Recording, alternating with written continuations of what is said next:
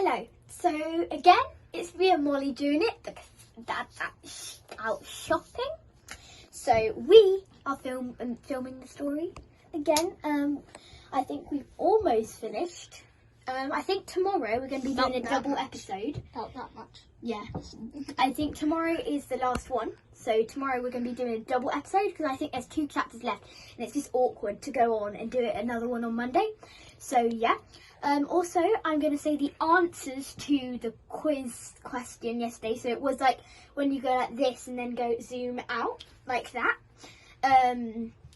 which is cool. So the answer to that, you should have seen a giraffe. Let me just check that was the right answer. Yes, giraffe. At the end, I'll tell you what today's quiz question is, but I would say at the end. So let's do these. Yeah. One day when Molly, it's called Big Ears the Goblin. One day when Molly and Peter were playing with Chinky in the playroom, they heard footsteps running down in the garden, down the garden. Quick, hide, Chinky! There is someone coming, cried Molly. The pixie always hid when anyone was about. He ran to a cupboard and got inside. Peter shut the door just as Mother came into the playroom. Children, she said, I've lost my ring. I must have dropped it in the garden somewhere. Please look for it and see if you can find it. Peter and Molly were upset. They knew that their mother was very fond of her best ring. It was a very pretty one, set with diamonds and rubies. They ran out into the garden and began to hunt, but no matter where they looked, they could see no sign of any ring. Let's go and ask Chinky to help, said Molly. So they ran back to the playroom. Chinky was sitting reading. They told him how they had hunted for the ring. I'll soon find out if it's in the garden, he said, shutting his book. Is your mother certain she dropped it here? Quite certain, said Peter. How are you going to find it out where it is, Chinky? You'll see in a minute, said the pixie with a grin. He went to the door of the playroom and looked around. There was no one about. He whistled softly, a strange little twittering tune. A freckled thrush flew down to his hand and stood on his outstretched fingers. Listen, Freckles, said Chinky. There is a ring lost in the garden. Get all the birds together and tell them to hunt for it. Freckles gave a chirp and flew off.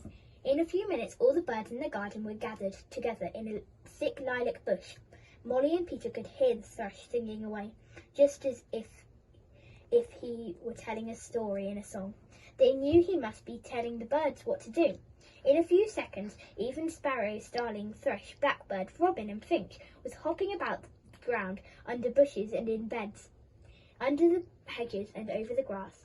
They pecked here and there, they turned over every leaf, and they hunted for that ring, as neither Molly nor Peter could possibly have hunted.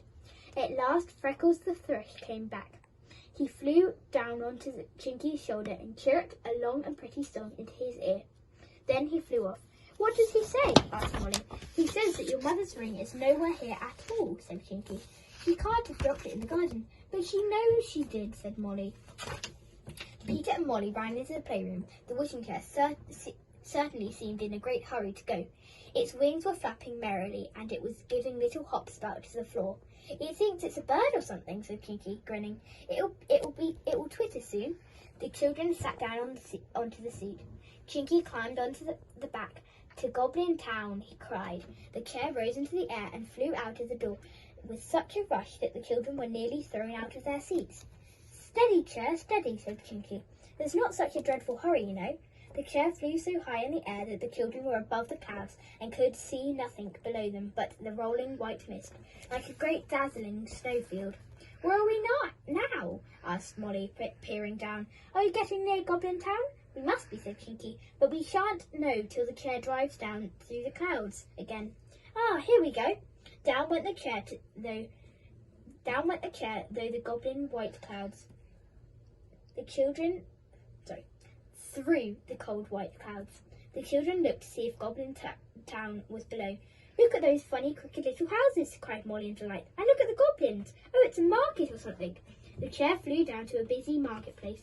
The goblins crowded round in it in surprise. Good afternoon, said Chinky, getting down from the back of the chair. Can you tell me where Big Ears lives? He lives in the yellow cottage at the foot of the hill, said a little green goblin, pointing. The children carried the chair down the hill, for it had stopped flapping its wings and seemed tired. They came to the yellow cottage, and Chinky knocked loudly. The door opened. There stood a goblin with yellow eyes and great big pointed ears that stuck above the top of his head.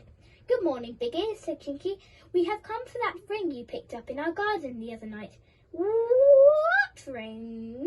Stammered the goblin, going pale with fright. I didn't see any ring. Oh, yes, you did, said Chinky firmly. And if you don't give it back at once, I'll turn you into a wriggling worm. No, no, no, cried Big Ears, falling to his knees. Don't do that. Yes, I did take the ring, but I have given it to the Snoogle who lives in the castle over there. After Snoogle then, shouted Chinky, and he jumped into the wishing chair. The children followed, and up went the chair into the air. They were off to Snoogle, whatever he might be. Oh, that's the end of the chapter. Really? Yeah. Oh, it's definitely.